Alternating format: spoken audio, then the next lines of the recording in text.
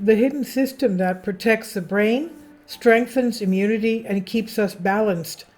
The endocannabinoid system was a missing link in our understanding of the human body. Our endocannabinoid system, ECS, is a critical layer of our physiology, like our cardiovascular or nervous systems, and it was only discovered in the 1990s. We're just scratching the surface of its vital roles in homeostasis, immunity, and perhaps most notably, its role in neurodegenerative disease. As scientists probe the ECS, they're finding its influence in nearly all realms of the body. A keen eye towards lifestyle and certain supplements can help keep this system tip-top shape. How the endocannabinoid system works.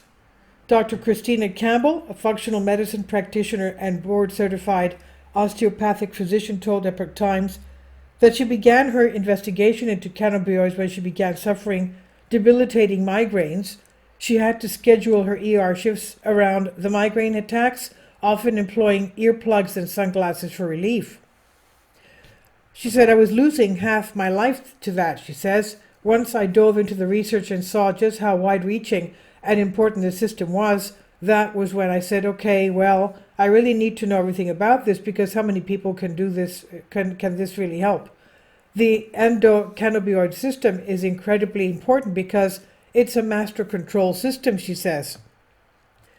This system can be seen as a layer that builds on top of our nervous system, the vast bodily system made up of cells called neurons. Neurons branch out from the brain and spinal cord and extend throughout our physiology to transmit signals that govern almost everything we do. Neurons communicate with other cells via electrical signals across gaps called synapses that act like traffic intersections of the nervous system. Generally, these signals stimulate neurons to release neurotransmitters like dopamine or serotonin, which are molecules that bind to the receptors of other neurons, determining what kind of signals are communicated.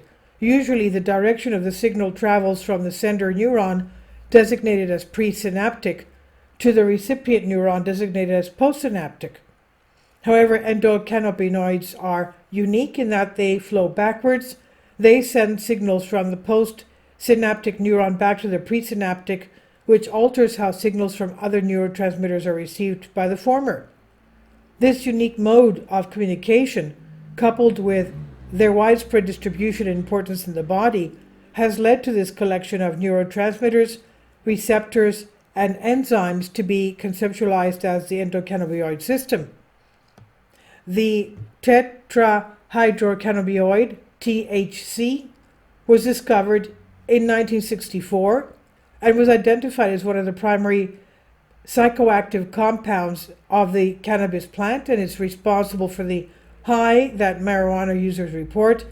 The CBD, cannabidiol, was also discovered as one of the plant's primary non-psychoactive compounds, and these have become known as photocannabinoids to indicate cannabinoids that came from the plant itself. But it wasn't until 1990 that scientists discovered the receptor that THC and CBD were binding to, dubbed CB1, and cannabis-activated ingredients were not the only thing binding to CB1.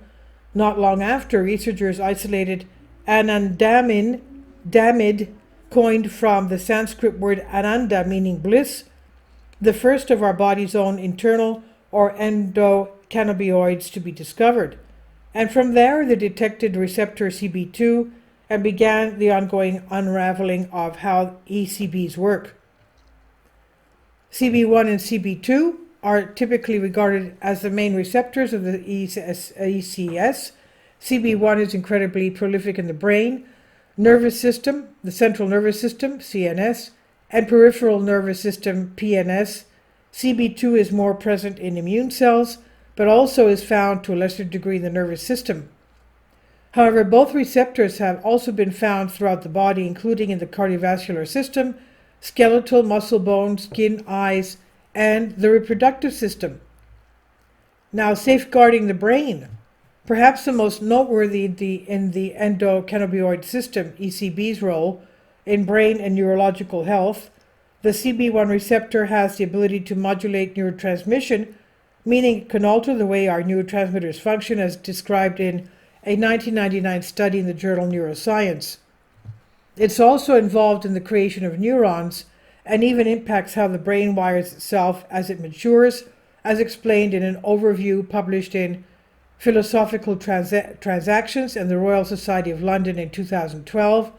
As reported in the same journal that year, endocannabinoids themselves can even affect both short-term and long-term plasticity of neural synapses, a key factor in how the brain forms or does not form connections. Because of its widespread distribution in the brain and nervous system, the ECS has an impact on eating, anxiety, learning, memory, reproduction, metabolism, growth, and development. Subsequently, its malfunction is correlated with the onset of neurodegenerative illness. A 2007 study in pharmacological research found an imbalance in the ECS in patients with Alzheimer's disease suggests its positive role in inflammatory process and in neuroprotection. And further, they observed that in Huntington's disease, there was a loss of CB1 receptors and a decrease in endocannabinoids in part of the brain involved in movement control. Further, there's evidence that the ECS activates when the body suffers neurological injury. Published in 2010 in Life Sciences, scientists found that the system activates distinct pathways in response to pathogenic events or stimuli to enhance tissue repair and cell survival. They concluded that neuronal injury activates the ECS in the central nervous system as an intrinsic neuroprotective response. A study published in Brain in 2007 shows that anandamide was elevated in relapsing multiple sclerosis patients. Following these findings, researchers have experimented with the therapeutic application of cannabinoids to help protect the brain from trauma. The scientists found that application of cannabidiol, CBD, significantly reduced how much brain tissue died after a stroke in mice. In a 2005 study published in Stroke, they speculated that the effect may come from CBD's effect of increasing blood flow to the brain. Even the psychoactive THC has shown the potential to benefit the brain. One study published in Nature Medicine 2017 found that a long-term low dose of THC helped reverse age-related decline in cognitive ability in mice.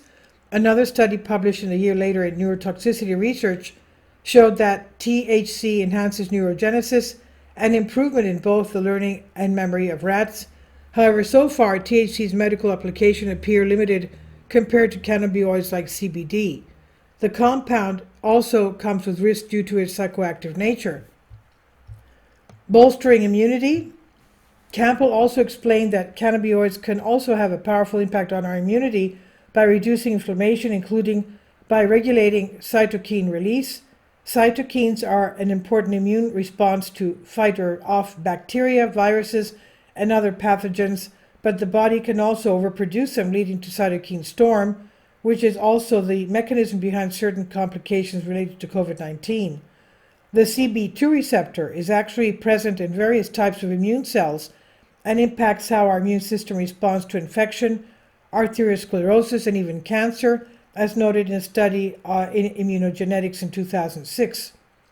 A review paper published in Cannabis and Cannabinoid Research in 2016 said that endocannabinoids like anandamide could be considered master regulators of immunity, given how they can fine-tune how various immune cells function and their ability to modulate inflammation. In a review paper published in Future Medicinal Chemistry in 2010, researchers wrote that several studies show that cannabinoids downregulate cytokines. In general, they conclude that cannabinoids, both those native to the body and exogenous ones, constitute a potent treatment modality against inflammatory disorders. Campbell said, some people don't have that turn-off switch for inflammation that works really well, so this can be a really great way to help reduce inflammation, especially for those people who can't do it for themselves at all. By acting on receptor CB2, anandamide helps maintain balance of the immune homeostasis in our intestines and pancreas, according to a 2017 study published in Biological Sciences. The gut is home to a vast microbiome that requires delicate balance, a function that the study authors described as one of the most fundamental properties of the immune system. Maintaining our delicate balance, the ECS also plays a powerful role in our quality of life by helping our bodies autonomously adjust towards homeostasis, our self-regulating process that ensures we are surviving and thriving. For example, in the realm of eating, the system senses whether our body is energy deficient, what gastrointestinal load looks like, and how we experience satisfaction and perceive nutrition from our food, as published in the International Journal of Obesity in 2009. Endocannabinoids also are integral to our reward system. Much research has focused on dopamine and its role in motivating and reinforcing our desire to seek out basic necessities like food and sex. However, more research has shown that the pleasurable sensation from rewarding stimuli might be more connected to the activation of the ECS, according to 2017 review in Neuropsychopharmacology. In fact, because scientists knew about the ECS role in stimulating hunger, they attempted to formulate the weight loss drug that blocked the CBI receptor. The drug, known as rimonabant, seemed to work well, but it was soon pulled off the shelf because it was disrupting the ECS from regulating mood, thereby causing some users to become suicidal, as reported in Pharmacology. Solutions and supplements. Campbell recommends addressing certain key lifestyle factors to improve ECS function. Among them are stress, systematic inflammation, lack of sunlight, and a disrupted circadian rhythm, which she calls one of the biggest mistakes most of us make in the modern world. She said the problem is that most of us are chronically inflamed, chronically sick on multiple medications, overtoxic loaded. Our system is really overstressed, and so we're not making enough cannabinoids to keep ourselves moving. Endocannabinoids are derived from omega-6 and omega-3 fatty acids, as explained in Cannabinoids in Health and Disease, published in 2016. But they must be in proper balance for the ECS to function properly. Research has borne out that the ideal omega-6 to omega-3 ratio is around 4:1, as reported in Biomedicine and Pharmacology, and unfortunately the typical Western diet sits around 15.1, predisposing many people to all kinds of illnesses. Research in mice shows that these imbalanced ratios leading to omega-3 deficiency can impair the ECS functioning in the brain and may have a role in other kinds of diseases. Stepping up to the omega-3 consumption can help level off this ratio. Omega-3 rich foods include fatty fish like salmon, anchovies, mackerel and tuna, kale, walnuts, and flax-fed chicken eggs. Further, supplementing with phytocannabinoids can be crucial in supporting our ECS. Campbell recommends a full-spectrum hemp-derived CB oil like Cocoa Vita. When choosing a full-spectrum supplement, she advises consumers to make sure to look out for a certificate of analysis conducted by a third party to ensure high quality and purity. Full-spectrum products generally contain a trace amount of THC, and its psychoactive properties are significantly dampened because all their other cannabinoids compete for the same receptor. As of 2018, CBD products derived from hemp are federally legal, they said.